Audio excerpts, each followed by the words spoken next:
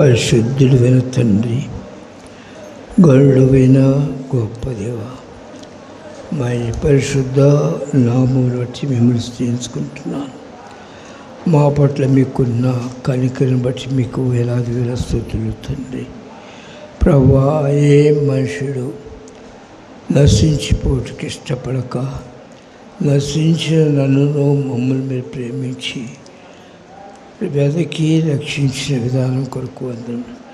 మీరు ఇచ్చిన ఈ ఉచిత రక్షణ, మా పట్ల మీరు చూపించిన ఆ ప్రేమకు ఏ యోగ్యత అమ్మలు లేదు ప్రభువా.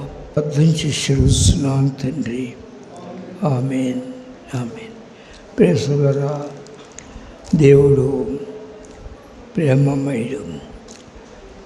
ఆయన ప్రతి మనుషుడు పరలోకంలో ఆయన ఏర్పాటు చేసిన ఆ నూతన పట్టణంలో క్రొత్త ఆకాశము, క్రొత్త భూమి వాళ్ళు జీవించాలని ఆశించి ఆ రాజ్యమును పరిశుద్ధ రాజ్యం కనుక ఆ పరిశుద్ధ రాజ్యంలో ఉండుకు ఏ మనుషుడు యోగ్యుడు కాదు కనుక ఒక పక్కన ఏ మనుషుడు యోగ్యుడు కాదు, రెండో ప్రక్కన ఏ మనుషుడు నశించిపోవడానికి ఇష్టపడలేదు. మనుషులు యోగ్యులు కాదు, దేవుడేమో అయోగ్యత నశించిపోవడానికి ఇష్టపడలేదు. కనుక తన ప్రియకుమారి లోకంలోకి తీసుకొచ్చి పంపించి ఆయన ప్రశస్తమైన రక్తం ద్వారా ప్రతి మనిషి యొక్క పాపములు కడిగి పరిశుద్ధపరిచి ఆయన జీవములు కలిగి ఆయనతో జీవించాలని ఆశించారు. ఒక మనుషుడు పాపం చేత అపరాధం సత్యునగా అతని జీవింపజేసే శక్తి క్రీస్తులో ఉన్నది కనుక ఆయన ప్రేమించాడు. ప్రతి మనిషిని కూడా ఆయన దగ్గర నడిపించాడు. రెండవ పక్షం మనం చూసినట్లయితే ఏ రాజులు కానీ ఏ అధిపతులు కానీ మనకు రక్షణ లేరు, మనకు సహాయం చేయరు.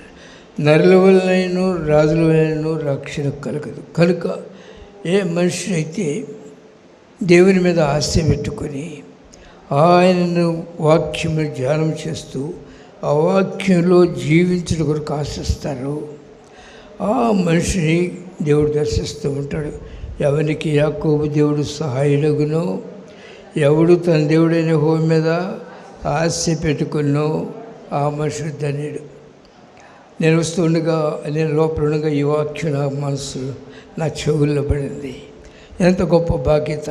అయితే ఎంతమంది దేవుని ప్రేమను అర్థం చేసుకుంటున్నాం, ఎంతమంది దేవుని మీద ఆధారపడుతున్నాం. దేవుడు నేను విశ్వాసం అని అన్నాడు, నేను మిమ్మల్ని ప్రేమించి మీరు నిత్య జీవముల కోసం ఒకటి జీవించడం కొరకు నా కుమారుని పంపించినాను. జీవించడం అంటే పాపం చేత అపరాధం మీద చచ్చిపోయి ఉన్నారు, శత్రువులను బంధించి దిమ్మరిస్తూ ఉండగా నేను మీ పట్ల కనికరం చెప్పి నా కుమారుని పంపించిన. ఎంత తెలుసా, మీరందరూ జీవించాలి, మీరందరూ ఈ లోకంలో దీవింపబడాలి. కనుక నా మీద ఆశ పెట్టుకోండి. ఏ మనుషుడు ఆశిస్తాడో ఆ మనుషుల్లో కొంచెం బెటర్. అయితే దేవుని యొక్క ఉద్దేశము ఈ లోకంలో దీవిస్తారు, ఈ లోకంలో ఏం తక్కువ చేయరు ఆయన. ఎందుకంటే నేను మిమ్మల్ని తలగా చేస్తా కానీ తోక చేయను, అప్పిచ్చుకోనిగా చేస్తా కానీ అప్పుపుచ్చుకొని వాళ్ళగా చేయను. అయితే మీరు నీతిని ప్రేమించండి, దుర్నీతిని ద్వేషించండి అని చెప్పారు. నీతిని 45వ కీర్తన ఉంటుందన్నమాట. మీరు నీతిని ప్రేమించి దుర్నీతిని ద్వేషించున్నావు కావున దేవుడు నీ దేవుడే చెలికాండ్రి కంటే హెచ్చగనట్లు ఆనంద తైలముతో అభిషేకించు. చూడండి, ఈ లోకంలో దీవించడం చెప్పలేదు ప్రభు. ఈ లోకంలో దీవిస్తారు, ఈ లోకంలో నీకు కావాల్సినవన్నీ ఇస్తారు. ఎందువల్ల ఆయనకు తెలుస్తుంది మనకేం కావాలో. అయితే మనము ఆయన రాజ్యమును ఆయన నీతిని వెతుకుతూ ఆయన మీద ఆశ పెట్టుకుని జీవించాలి. ఆయన మీద ఆశ పెట్టుకున్నప్పుడు ఆయన అక్కడ ఎవరిని విడిచిపెట్టారు. నేను చూస్తూ ఉన్నాను, నా జీవిత అనుభవమే కాదు, నేను ఇంకా కొంతమంది మంచి భక్తి కొరకు ఆశించి విగ్రహాలను సేవించేవారు విగ్రహం నుంచి వచ్చి ఉన్నప్పుడు వారు చాలా పేదరికంలో ఉన్నారు. మంచి పూజ చేసేవాళ్ళు, వాళ్ళు విగ్రహాలను చేసేవాళ్ళు. అయితే దేవుని మాటలు విని విశ్వసించి బయటకు వచ్చినప్పుడు వారు వస్తూ కూడా మనుషులకు భయపడి కొన్ని ఆచారములు చేస్తూ వచ్చినారు. అయితే నేను హెచ్చరిక చేసిన తర్వాత వాటిని తీసుకున్నారు. వాటిని తీసుకుని వాటికి లోబడినందువల్ల ప్రేసోలరా దినదినము వారి జీవితాన్ని దేవునికి అప్పగించుకుంటున్నప్పుడు దేవుడు ఆ వాక్యం చెప్పినట్టుగా మొదట కొద్దిగా ఉన్నను నీవు తొదకు మహావృద్ధులు లోకానుసారంగా వృద్ధులకు దేవుడు తెస్తాడు. తేడని అనుకోవద్దు. ఎందుకంటే శత్రువు బిడ్డలు సాతాను బిడ్డలే ధనికులుగా ఈ లోకంలో సుఖసౌఖ్యాలు అనుకుంటే సర్వాధికైన దేవుని కుమారులు అందుకంటే సంతోషం అనిపిస్తారు. వారికి ఏ కొరత లేకుండా చేసేవాడు దేవుడు. అయితే మనము ఆయన తగ్గించి వాటిని పొందాలంటే ఏమి రాయబడిందో తెలుసు. అడుగుడి మీకు ఇస్తాను, వెదకుడి మీకు దొరుకుతాను, తట్టండి మీకు తీస్తాను, అడుగు ప్రతివాడు పొందుతాడు అంటూ యోహాను సువార్తలో 15:7 నా యందు మీరును మీ యందు నా మాటలు నిలిచినట్లయితే మీకు ఇష్టమైనది అడగండి నేను ఇస్తాను. అంటే మీకు ఏమి ఇష్టమో అడిగితే అది ఇస్తాను నేను. ప్రేసోలరా అయితే దేవుని యందు రుచి చూసిన మనుషుడు లోకంలో ఏది అడగడు. తండ్రిని ప్రేమించిన మన కుమారుడు, తండ్రి చేత ప్రేమింపబడిన కుమారుడు తండ్రి దగ్గర ఏమన్నా అడగడు. అడగాల్సిన పని అతనికి లేదు. ఎందుకంటే ఆ కుమారుడికి ఏం కావాలో ఆ తండ్రికి తెలుసు. చూస్తారా? మత్తయి సువార్త చూడండి ఒకసారి. మత్తయి సువార్త 6వ అధ్యాయము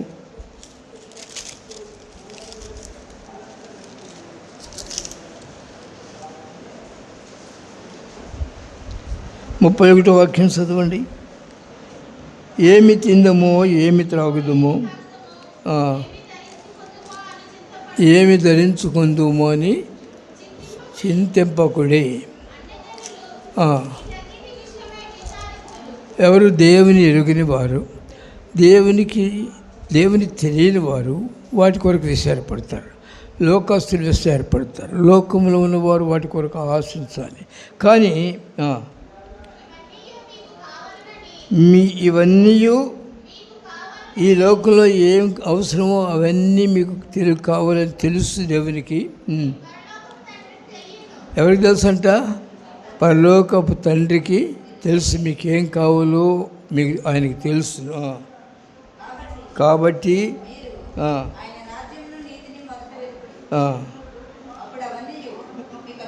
చూశారా, నీకు కావాల్సినవన్నీ ఆయన అనుగ్రహించేవాడు. కానీ ఇక్కడ ఏమన్నా అంటే మొదట నీవు ఆయన రాజ్యమును ఆయన నీతిని వెతుకు. ఆయన రాజ్యమును ఆయన నీతిని వెతికే మనుష్యుడు ఆయనకి ఇష్టంగా జీవిస్తూ ఆయన మీద ఆశ పెట్టుకుంటాడు. ఆయన మీద ఆశ పెట్టుకున్న మనుషుడు నీ లోకంలో దీవిస్తాడు. అయితే దేవుడు ప్రేమమయుడే కానీ పాపమును అసహించుకున్నాడు, పాపిని ప్రేమించినాడు. సొలొమోను రాజు అంటే పాపము చేయకుండా నీతిమంతుడు ఒక్కడును ఈ లోకంలో లేడు అంటున్నాడు. పాపము చేయని నీతిమంతుడు లోకంలో ఒక్కడు లేడు. అయితే పాపిని నీతిమంతుడిగా తీర్చగలిగినటువంటిది క్రీస్తు వారి రక్తము. ఆ రక్తంలో ఒక మనుషుడు తను శుద్ధి చేసుకోవాలి. అంటే ప్రేసులారా, దేవుడున్నాడు అనే విశ్వాసం మొదటి నీకుంటే ఆయన ఏమన్నాడు? నా కుమారునియందు విశ్వాసించు ప్రతివాడు నశింపక నిత్య జీవం పొందుడు. నశించడానికి అవకాశం లేదు, నిత్య జీవం పొందుతాడు విశ్వాసం ఇచ్చిన మనుషుడు. విశ్వాసం అనేది హృదయమునకు సంబంధించింది.